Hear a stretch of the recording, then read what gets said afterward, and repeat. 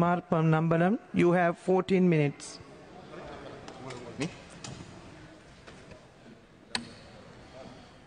I thank you. How many minutes, ma'am? 14 minutes. Thank you. To be honest, Honourable Presiding Member, I take part in this debate quite reluctantly. Reluctantly because the Defence Ministry is a subject that is very polarizing. It's polarizing when you hear speeches not only in this House, but even when you consider opinions outside this House. It's polarizing on ethnic lines. And on that basis, the tragedy is that this House has deteriorated in its conduct to such a point where differing opinions are not respected, differing opinions are not allowed to be voiced, and one then, in that backdrop, has to ask the question whether there is any point in speaking. But despite that, it is my duty by the people who elected me to express certain views, which I will endeavour to do. Honourable Presiding Member, in May 2009, the date was the 16th, I was approached by the LTT's political head, at that time Mr. Nadesan, and Mr. Pulitevan, who was in charge of the Peace Secretariat, to approach the government of the day. There were nearly 150,000 to 100,000 people in LTT-controlled areas on the 16th of May 2009. And the LTT's position was that if the government was not approached and if the LTT's wish to save those lives of civilians was not expressed and conveyed, those lives will be lost. And on that basis, I contacted the then Minister, Mr. Basil Rajapaksa, on numerous occasions on the 16th from about 4 o'clock in the afternoon till about 10 in the night. I think we must have discussed 10 times the modalities with regards to how those civilians could be brought across. Eventually, with the Defence Ministry consultation, it was agreed around 8 o'clock in the night that Mr. Basil Rajapaksa and myself will personally go to Vanni, along with 2 bishops that the government and we will agree upon, who will oversee the whole process by which these civilians will come across. And this agreement was reached at about 8 o'clock on the 16th, pending the Security Council approval, which was to take place on the next day, because His Excellency President Mahinda Rajapaksa was away in Jordan for the non-aligned movement meeting, and he was only returning on the 17th morning. When he was to return, he was supposed to go into a National Security Council meeting immediately, and approval was supposed to be sought, and we were to be ready to go to Vanni to ensure that those civilians be brought across. Now, it was 150,000 to 100, and I make those large numbers. There is a discrepancy of nearly 50,000 because it was almost impossible to give a safe number. But those numbers were massive by any stretch of imagination. By any stretch of imagination. And at about 11 o'clock, after the National Security Council meeting had started, at about 11 o'clock when I was looking at the TV, the government's channels, Rupavahini and ITN, announced that all civilians had been brought across. About 50,000 civilians had come across, and that there was no more civilians in LTT-controlled areas. I panicked, because I know that when the war started in LTT-controlled areas, there were over 460,000 civilians. These were government figures. These were government figures. And gradually, from people coming out, as well as deaths, the calculations made by not only the TNA, but all other responsible institutions that were monitoring the war, knew that the numbers, even at the very end, were large. The Honorable Sarath Veerasekara the other day asked, where was I? That was my job. I was a member of parliament at that time, and I was trying to in some way use my privileges as a member of parliament and my contacts with the government to try and safeguard those civilians. The LTT was willing to allow them to be brought across.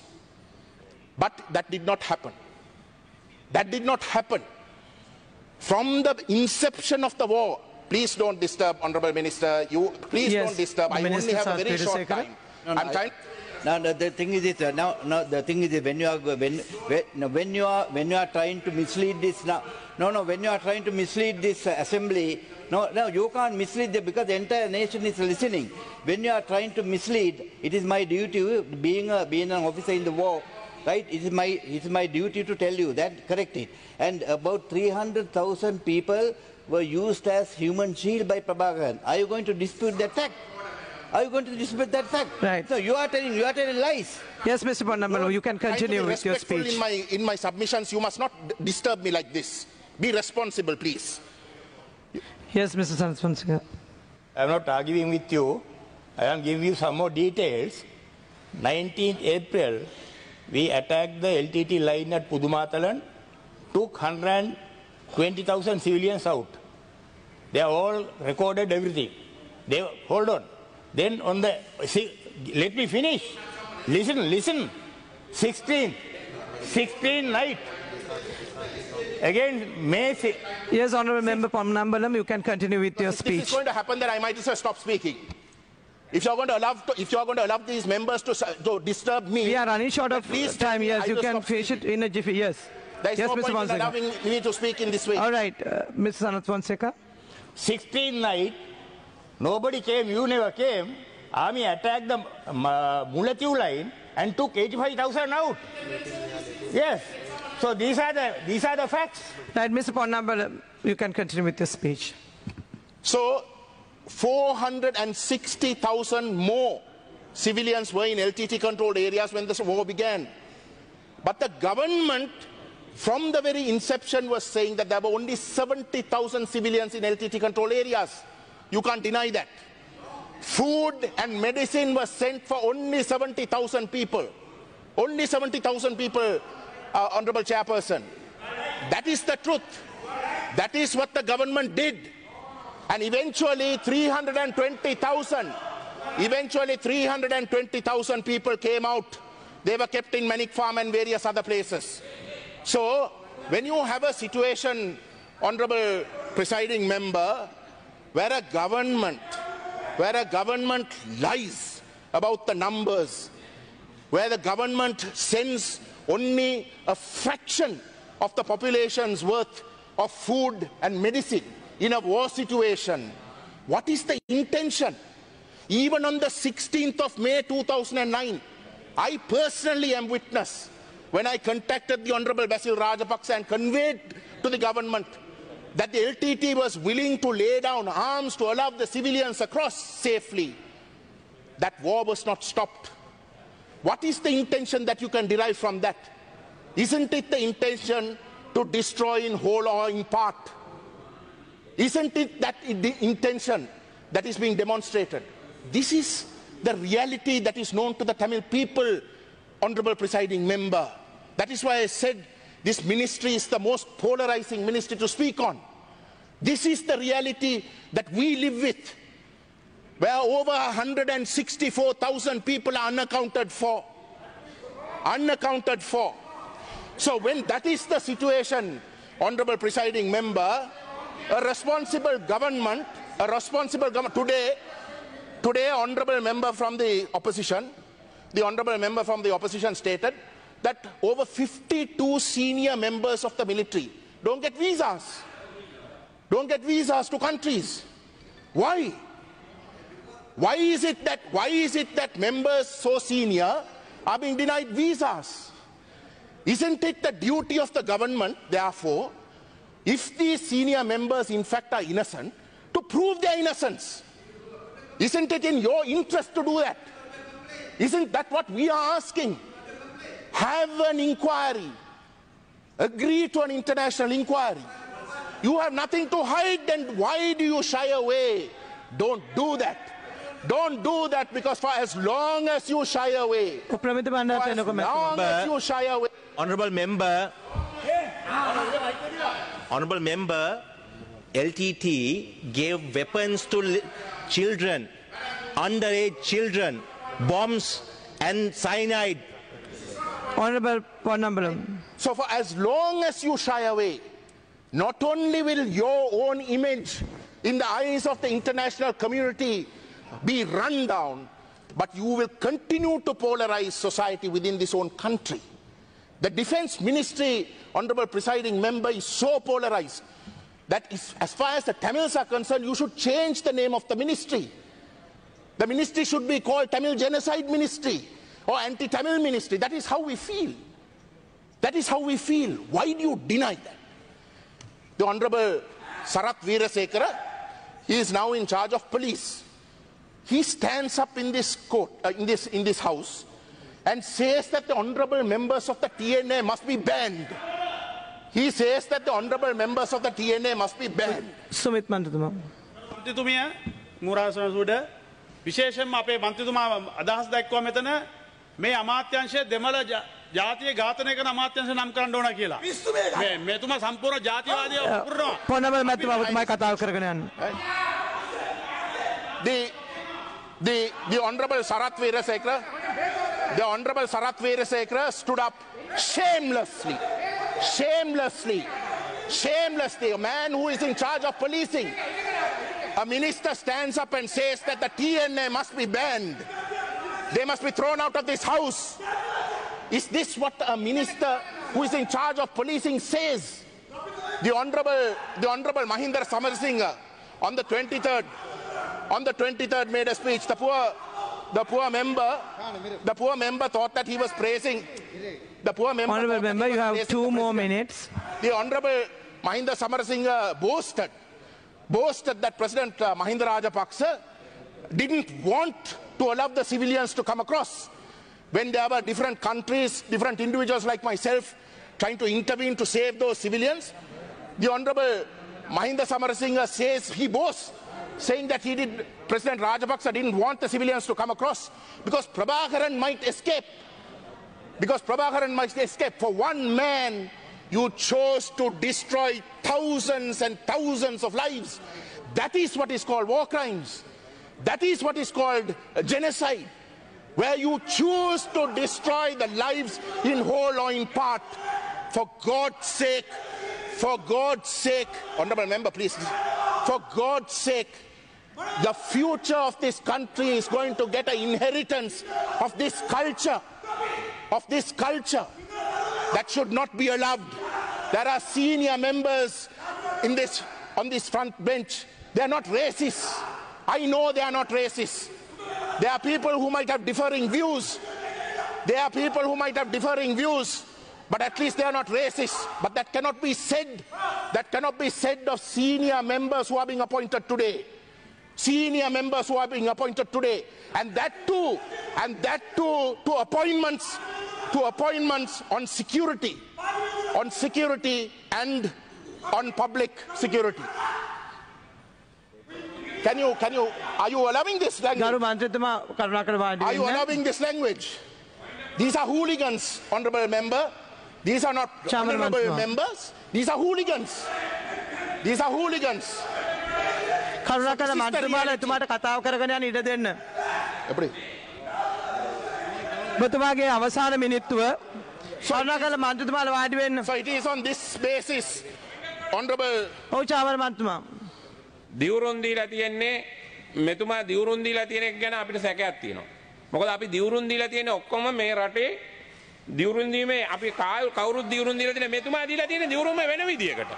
මේක මේ මහාර දිවුරුම මේ Honourable Ponnambalam, please continue with your speech. Give me some of. කරු මන්ත්‍රීතුමාලා එතුමාට කතාව කරගෙන යන්න එතුමාට තව මිනිත්තුවයි තියෙන්නේ. Madam, the TNA is willing to give me some of their time. I just want to make a few points. You call yourselves a defence ministry. Yes, Honourable Sridharan. You call yourselves a defence ministry for the whole country. Honourable Sridharan. அஞ்சு நிமிஷம் நான் கொடுக்குறேன் பேசுங்க. Honorable Ponnambalam, please continue with your speech. Military, they've given me some time, they gave me 5 minutes. The Defense Ministry has 20 divisions in this country. 20 divisions. Of the 20 divisions, Honorable Presiding Member, 16 are based in the Northeast. 16 are based in the Northeast. There are 6 headquarters, 4 are based in the Northeast. Whose defense? Who is your enemy? You claim here that it is only the LTT that's your enemy. But it is the Tamil people that you're oppressing. Is this what you want to convey for generations and generations to come? For God's sake, think again. In order to pursue your chauvinistic and racist policies, you are creating precedents today that is going to curse this country.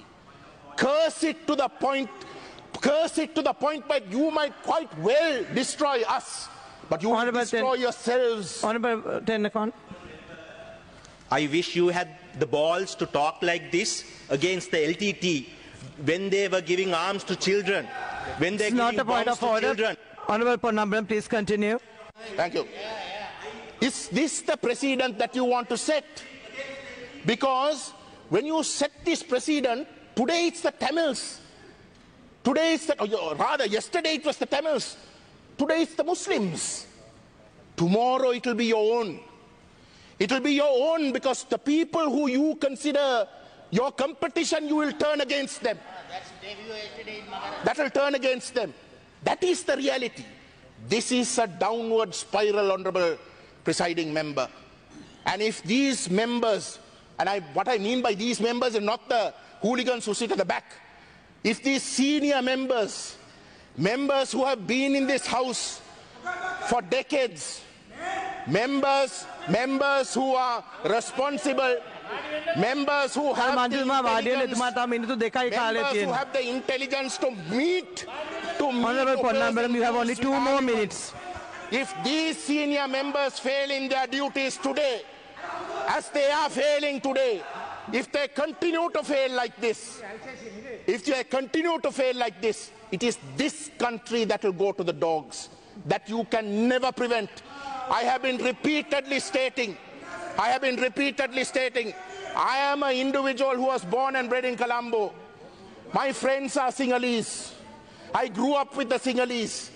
During the 83 riots, it was the Sinhalese people, like Mr. Ananda Vijayasekara, President's Council, like Mr. Kosala Vijayathilaka, President's Council, like Mr. Stanley Williams. These are the people who saved us. Those were Sinhalese people. Those are the Sinhalese people that I knew. But quite honestly, even 10 years ago when I came as a member, even when the LTT was there, this was not the culture. This was not the culture, madam. People were willing to listen. People were willing to answer. Even though they disagreed, were willing to answer with decorum. But it's a disaster what has come before this country. Make no mistake. You can by all means continue to disenfranchise the Tamil people. You might even succeed in your continued systematic genocide. You might even succeed in totally dismantling our identity. There might come a time that we can't even claim that we ever had a place on this island. But you will leave a legacy that will destroy yourselves. Mark my words. Honorable member, please wind up. Thank you.